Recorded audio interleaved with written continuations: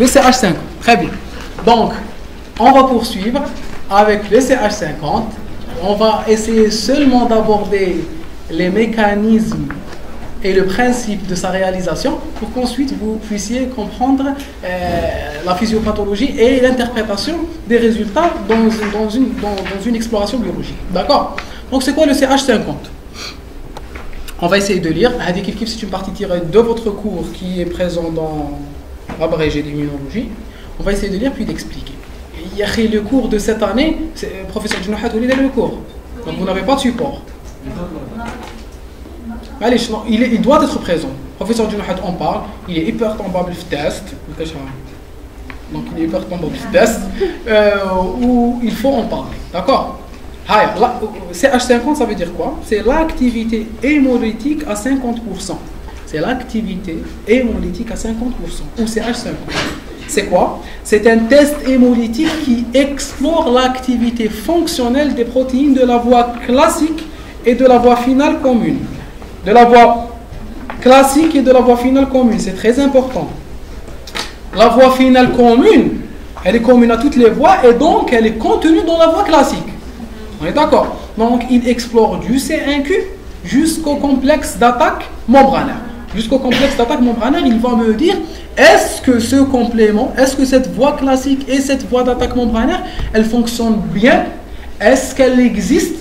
Est-ce que toutes les protéines sont là? Et à quel degré elle est activée? Est-ce qu'elle est activée à un degré adéquat, suffisant, assez présent, ou bien elle n'est pas présente suffisamment dans mon organisme?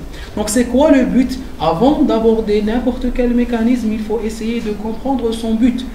On ne trouve que ce que l'on cherche. Et on ne cherche que ce que l'on connaît. C'est très important. En médecine, je crois que c'est la principale règle en médecine. D'après ma très modeste expérience, on ne trouve que ce que l'on cherche et on ne cherche que ce que l'on connaît. Donc on ne palpe pas un abdomen pour le palper. Donc quand je palpe un foie, je suis en train de chercher une hépatomégalie ou une induration ou un rebord qui est mal placé ou etc.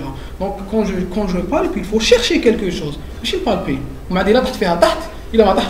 Non, il faut chercher quelque chose. Quand je positionne le patient dans cette position, c'est-à-dire que j'ai une arrière-pensée, c'est-à-dire que j'ai quelque chose à chercher. D'accord? Donc il faut se préciser une arrière-pensée. Je suis en train de chercher quelque chose, et pour chercher cette chose, il faut être systématique, il faut adopter certains moyens. Donc quand je cherche le CH50, quand je demande un examen complémentaire, il faut savoir le demander, il ne faut pas être systématique. Je dis un patient, radiographie du thorax, échographie thoracique, non, c'est du gaspillage pour rien. D'accord? Certains assistants et maîtres assistants en orthopédie, quand il fait une radio, c'est une fracture. Il ne demande pas de radio. Quand il demande, c'est une fracture. Donc il faut apprendre dès maintenant à être de bons cliniciens, ne pas recourir aux examens complémentaires pour l'examen complémentaire. D'accord? Donc quand on demande un examen complémentaire, il faut savoir pourquoi on le fait. Il faut être pragmatique. Très bien. Donc c'est un examen qui me permet de quoi? Qui me permet d'analyser ou d'examiner le système du complément dans sa voie classique et dans le complexe d'attaque membranaire ou dans la voie finale commune, pour savoir si elle est présente, c'est-à-dire que si toutes les protéines du complément de la voie classique et de la voie finale commune sont présentes, et de voir le degré de cette réaction. Est-ce qu'elle est normale? Est-ce qu'elle est faible ou est-ce qu'elle est trop forte? D'accord? Donc, qu'est-ce que je vais faire? Je vais voir est-ce que le CH50 est présent? Est-ce qu'il est haut? Est-ce qu'il est bas? D'accord? Donc je vais voir est-ce que le CH50 est présent, est-ce qu'il est haut, est-ce qu'il est bas. Qu'est-ce qu'il va me donner comme information le CH50? Il va me dire si la voie classique et la voie finale commune existent, si elle existe à faible taux, ou si elle existe à un taux normal, ou si elle existe à un taux exagéré. On est d'accord? Très bien. Il repose maintenant de quoi le principe? Il repose sur la liste des érythrocytes de moutons sensibilisés de façon optimale par des anticorps de la paix. Maintenant, les globules rouges, les anticorps. Les anticorps du lapin, le globule rouge du mouton. D'accord? Pour avoir des globules rouges sensibilisés que je vais utiliser. Il faut me suivre. Comme le test de Coombs, deuxième trimestre, facile. Deuxième trimestre, le test de Coombs. Fixation des IG du lapin sur les globules rouges du mouton. C'est un support pour la voie classique du patient. Donc, qu'est-ce que je vais avoir? Le réactif, c'est quoi? C'est des globules rouges sensibilisés. C'est des globules rouges sensibilisés. C'est quoi un globule rouge sensibilisé? C'est un globule rouge sur lequel il y a un anticorps. Donc, il suffit d'ajouter à ce globule rouge quelques grains de complément, il y aura une lyse cellulaire. Il y aura une lyse du globule rouge. Ou la lyse du globule rouge, elle peut être significative pour moi.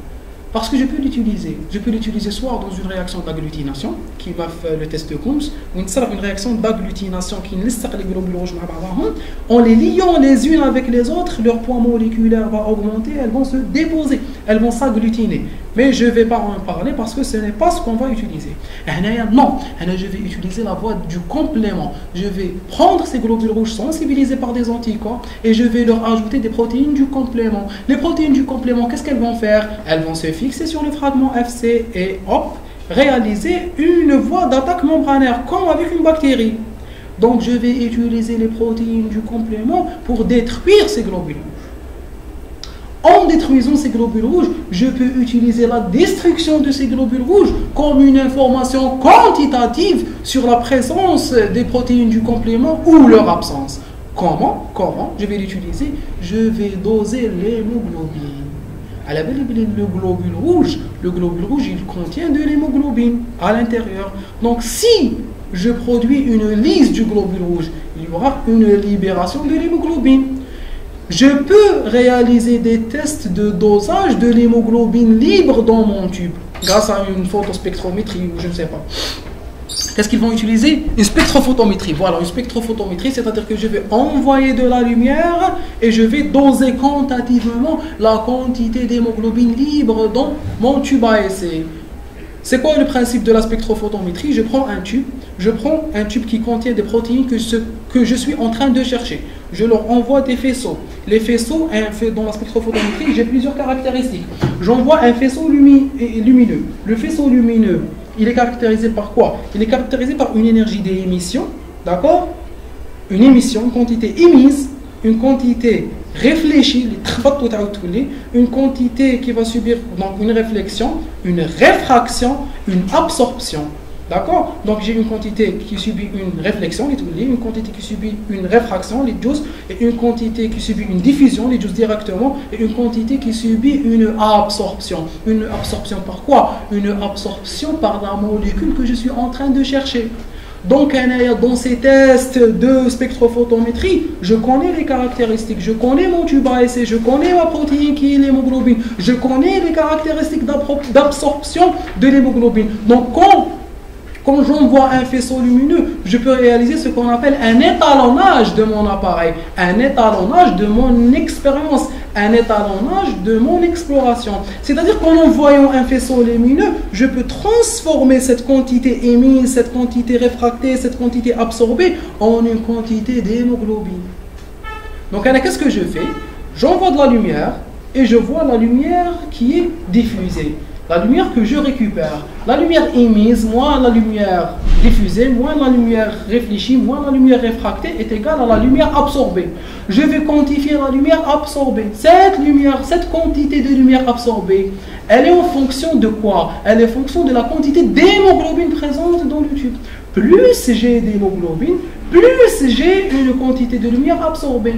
Donc, en pouvant quantifier la lumière absorbée, je peux quantifier la quantité d'hémoglobine dans le tube. Et en quantifiant la quantité d'hémoglobine dans le tube, qu'est-ce que je suis en train de quantifier? Je suis en train de quantifier la qualité et la quantité de la lyse des globules rouges. Et plus il y a de la lyse, c'est-à-dire qu'il y a plus de CH50. C'est-à-dire qu'il n'y a pas plus de CH50. On oublie le CH50 pour l'instant. C'est-à-dire qu'il y a plus de compléments. Donc, plus il y a de compléments, plus il y a de lyse. Plus il y a de compléments, plus il y a de complexes d'attaque membranaire. Plus il y a de complexes d'attaque membranaire, plus il y a de lyse de globules rouges. Plus il y a de lyse de globules rouges, plus il y a de libération d'hémoglobine. Plus il y a de libération d'hémoglobine, plus il y a d'absorption de la lumière. Plus il y a d'absorption de la lumière, moins il y a de la lumière émise, réfléchie. Et moins il y a de la lumière réfléchie, moins j'absorbe et mon calcul, une expérience va m'informer sur la quantité d'hémoglobine présente. Donc indirectement, cette spectrophotométrie, elle va me donner une information sur quoi? Sur la quantité d'hémoglobine présente dans le milieu. Et en me donnant une information sur l'hémoglobine présente dans le milieu, elle va me donner l'activité du complément. Donc je suis, grâce à cette réaction de spectrophotométrie, en train de mesurer l'activité du complément. Est-ce qu'on est d'accord? On est d'accord? Qui n'a pas compris? Sûr. On avance. Très bien. Donc, ces érythrocytes sensibilisés sont mis en présence de dilution sériée du sérum du patient suite à une incubation à 37 degrés. Je prends ces globules rouges sensibilisés, je fais le nombre d'expériences que je veux. D'accord? Je prends, c'est des réactifs, j'en choisis, j'en utilise 20, et je prends le sérum du patient. C'est quoi le support TI? C'est le sérum du patient. C'est quoi le sérum? Le sérum, c'est le sang moins les cellules sanguines. Toutes les cellules sanguines. Le sérum ne contient que le complément. Il ne contient pas des globules rouges humains. D'accord? Il ne contient que le complément. Il peut contenir d'IgG, etc., etc. Mais ils ne sont pas spécifiques à ces globules rouges parce que ces globules rouges sont désinsensibilisés. Maintenant, mon sérum, il ne va être utile que dans la quantité de complément qui est présente dans ce sang. Je vais retirer le plasma, je vais utiliser ce plasma. Pourquoi? Pour quantifier la quantité de compléments présentes dans ce plasma. Plus il y a de compléments, plus il y aura de lyse. D'accord? Est-ce qu'on est d'accord? Plus il y a de compléments, plus il y a de lyse. Parce que plus il y a de compléments, plus il y aura de protéines. Plus il y aura de protéines, plus il y aura de complexes d'attaque membranaire, plus il y aura de complexes d'attaque membranaire, plus je vais lyser les globules rouges. D'accord? Très bien. L'intensité de la lyse est mesurée par la détection spectrophotométrique de l'hémoglobine libérée. On a expliqué. La dilution de sérum provoquant la lyse de 50% des érythrocytes représente le CH50. La dilution provoquant la lyse de 50% de ces globules rouges est le CH50. Je prends mon sérum, le sérum du patient. Je prends le sérum, je prends 10 millilitres. Je le divise en 10 parties. Chaque partie contient 1 millilitre. Et je prends ces différentes parties du sérum. Les différentes parties, elles contiennent la même quantité de compléments, puisque c'était le même tube que j'ai divisé en 10.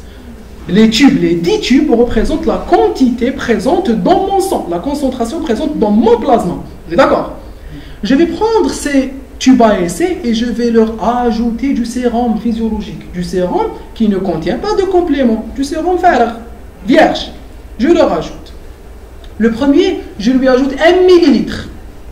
Le deuxième, je lui ajoute 2 millilitres. Le troisième, je lui ajoute 3 millilitres. Le quatrième, je lui ajoute 4 millilitres. Le cinquième, je lui ajoute 5. Le sixième, je lui ajoute 6 millilitres, 7 millilitres, 8 millilitres, 9 millilitres, 10 millilitres. Donc, qu'est-ce que j'ai? J'ai une série. Voilà, des dilutions sériées. J'ai une série de dilutions de mon plasma. Une série de dilutions de mon plasma. Donc, j'ai un plasma qui est concentré, un plasma qui est moins concentré, un plasma qui est encore moins concentré. J'ai différentes concentrations de mon plasma. Est-ce qu'on est d'accord? Le premier plasma, c'est le plasma le moins concentré. Est-ce que c'est vrai? C'est faux. C'est le plasma le plus concentré. Fallait me dire. C'est le plasma le plus concentré. C'est le plasma où il y a le moins de sérum vierge. Le 1 millilitre. C'est le plus concentré. Le dixième, je lui ai rajouté 10 millilitres. C'est le moins concentré. Est-ce qu'on est d'accord? Donc, c'est des séries de concentration. Je prends ces séries de concentration et je leur rajoute les globules rouges. Ou là, on les globules rouges. Quand je mets le premier, il y aura une lyse totale. Il y aura une lyse totale parce qu'il y a une forte concentration de compléments. Une forte concentration de compléments. Il y aura une lyse totale. J'ajoute la deuxième dilution. Il y aura aussi une lyse totale. La troisième lyse totale. La quatrième, c'est au pif. Maintenant, il faut que je dise la lyse. Tu peux poster la lyse. Gini à 80%. Seuls 80% des globules rouges ont été détruits. Qu'est-ce que ça veut dire? Ça veut dire que la quantité de compléments dans le plasma a diminué. Pourquoi elle a diminué? Parce que je suis en train d'augmenter la dilution. Ça ou là? Est-ce qu'on est d'accord? Donc il faut vous introduire quelque chose, j'espère que vous le coach. Donc les plasmas, la série de dilution, chacun 1 millilitre de complément, de 1 millilitre de mon plasma. Donc, je leur ajoute du sérum vierge, ça il contient la même quantité de complément. Donc normalement ça va la même lise. Ça ou là? Très bien. Je suis en train de leur ajouter du sérum, donc je suis en train de changer leur concentration. Donc, qui n'حكم avec le sérum, ما نديروش كامل، نحي منه 2 ml à chaque fois, ou les 1 ml. Donc, j'enlève la même quantité de sérum. Quand j'enlève la même quantité de concentration différente, je suis en train de diminuer la concentration. Il faut que je diminue la concentration, sinon l'expérience stérile, puisqu'au début, j'avais enlevé le même plasma et je l'avais divisé en 10. En le divisant en 10, j'ai les mêmes quantités de compléments dans les 10 tubes, à concentration différente. Mais il faut que je manifeste cette différence de concentration. Comment je peux manifester cette différence de concentration? En enlevant la même quantité de compléments, de sérum. L'ouel fait 1 millilitre ziada. Deuxième fait 2 ml, troisième fait 3 ml, le quatrième fait 4 ml. Donc, il y a 1 ml كامل مع الأول. Deuxième, الأول fait 2, deuxième fait 3, troisième fait 4, quatrième fait 5, etc. À chaque fois, ما نحطش كامل هذاك لو تيوب، نحي منه 2 ml. كي نحي 2 ml من الأول، j'aurai une grosse quantité de compléments. Ça qui n'a 2 ml, j'aurai une toute petite quantité de compléments. Donc à chaque fois que je passe d'un tube à un autre tube, je suis en train de diminuer la concentration du complément. D'accord? Très bien. Donc, j'utilise les différentes dilutions pour réaliser la lise des globules rouges. À un certain moment, elle va diminuer de 100%, 70%, à un certain moment, tous les 50%. Le 50%, c'est le CH50. Donc, si on veut définir le CH50, c'est quoi? C'est la quantité d'eau, c'est la quantité de sérum vierge qu'il faut ajouter à mon sérum physiologique pour avoir la lise de 50% des globules rouges. C'est la quantité de sérum vierge qu'il faut ajouter à mon sérum physiologique pour obtenir 50% une liste de 50% des globules rouges. Mais si on veut interpréter maintenant le CH50, plus le CH50 est élevé, il a fallu ajouter beaucoup d'eau pour avoir 50%. Ça veut dire que la quantité du complément est très élevée. Ça veut dire que le complément est très concentré. J'ai eu 100%, 100%, 100%, 100%. Il fallait ajouter beaucoup de sérum pour arriver à 50%. C'est-à-dire qu'il y avait une concentration initiale de complément qui était très élevée et qu'il fallait ajouter beaucoup de sérum physiologique pour arriver à une concentration assez faible pour ne détruire que 50%. Est-ce que c'est clair? Sûr. Qui n'a pas compris?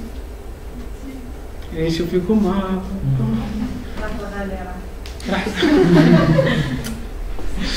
Allez, s'il vous plaît, je reprends. Concentrez-vous. C'est quoi? Ça y va. C'est là. Non. Allez, concentrez-vous, s'il vous plaît. Concentrez-vous. On reprend. Donc, j'ai now.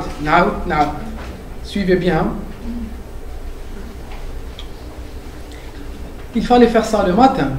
Non, il fallait laisser ça l'après-midi.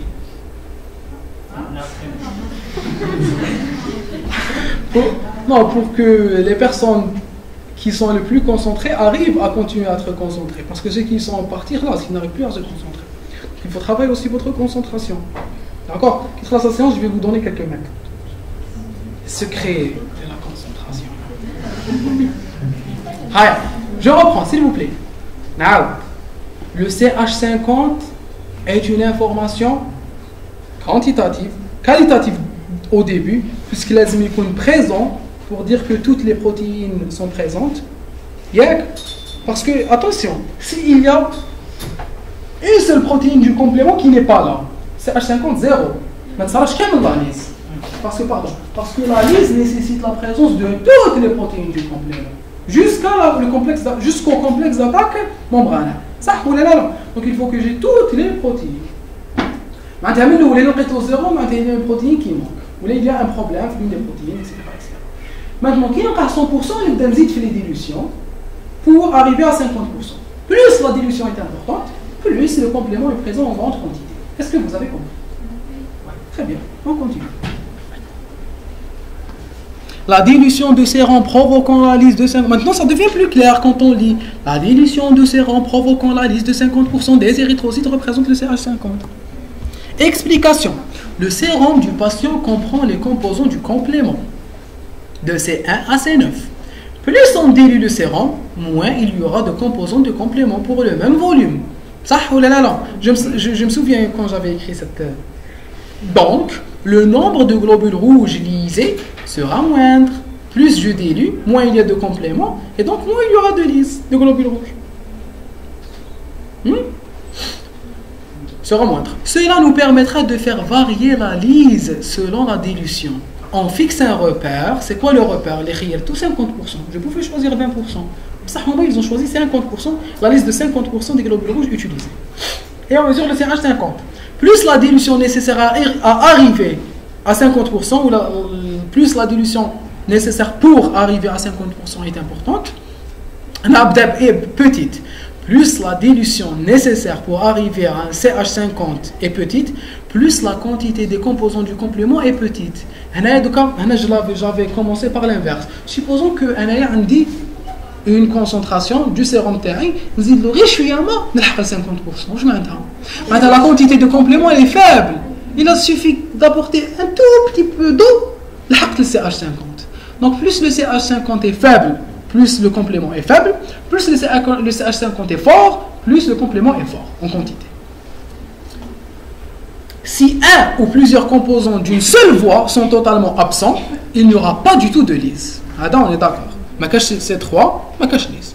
Donc il sera égal à 0. CH50, c'est quoi? C'est la quantité d'eau qu'il faut ajouter pour diluer le concentré du complément. CH50 élevé, la concentration est élevée en complément. Elle bien quitte le CH. Donc, plus tard dans votre vie, Inch'Allah, quand vous demandez un CH50, quitte le CH50, le complément qui est bizarre le plasma. Voilà. Maintenant, vous avez compris pourquoi. Vous avez. Oui.